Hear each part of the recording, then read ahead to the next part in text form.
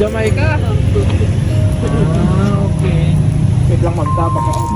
Pero sino yung kausap ko kanina ma'am? Papa ko po. Ay, papa niyo ma'am. Kasi may tinatawagan kasi ako kanina pinapatay. Ay, hindi pa. Hindi naman sa cellphone number. Ay, binigay na contact number ma'am. Kaya yun. Kasi ma'am, tignan niyo lang.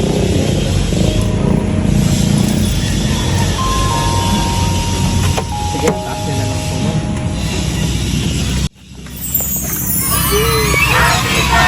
Birthday ma'am.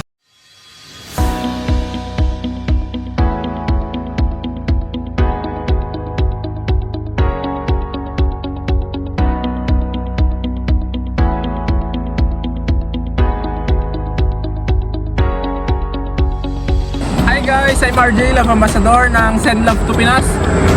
Papunta po tayo ngayon sa Ilagan Isabela upang maghatid ng birthday surprise para kay Jamaica. At ang kanyang surprise gift ay meron pa tayo dito money bouquet, cake, family picture, Timex watch, at ang importante sa lahat ang message ni sender. Na ating sender ay ang kanyang tatay. Kaya tara guys, samahan nyo kaming surprise si Jamaica. Ay, kaya po ma'am, si ma'am Jamaica. Okay. Wait lang ma'am, tabak ako. Pero sino yung kausap ko kanina ma'am? Papa ko po. Ay, papa niyo ma'am. Kasi may tinatawagan kasi ako kanina pinapatay. Ay, hindi pa. Hindi naman sa cellphone number. Ay, binigay na contact number ma'am. Kaya yun. Kasi ma'am, tignan niyo lang.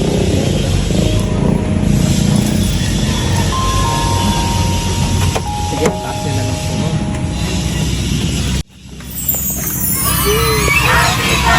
Birthday ma'am. Ano na kanina galing ma'am? Kaibiya tayo? Mamaya ma'am, basahin ko yung letter niyo, okay lang? Sige. Ano tayo ma'am? Tayo kayo yan. Sasabi niyo ma'am. Happy birthday Neng. Stay sweet and always take care. May God always protect and guide you for taking care of your little cute Z. We love you. Love, Papa. Oh, ma'am, anong masasabi niyo naman ma'am sa kasurprise pa sa inyo ng papa niyo ma'am? Thank you pa. Kita na din. Ano pa ma'am?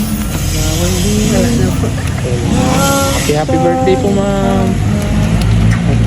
Ngiti sa'yo labi, naliligaw ng uuhaw.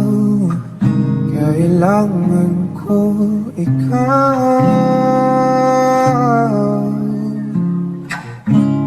tanging ikaw. Inasama itong sa ganito, umalis ka man bukas ng pinto. Maghihintay sa'yo pagbabalik. Ang pinong iyayakap at mga halik.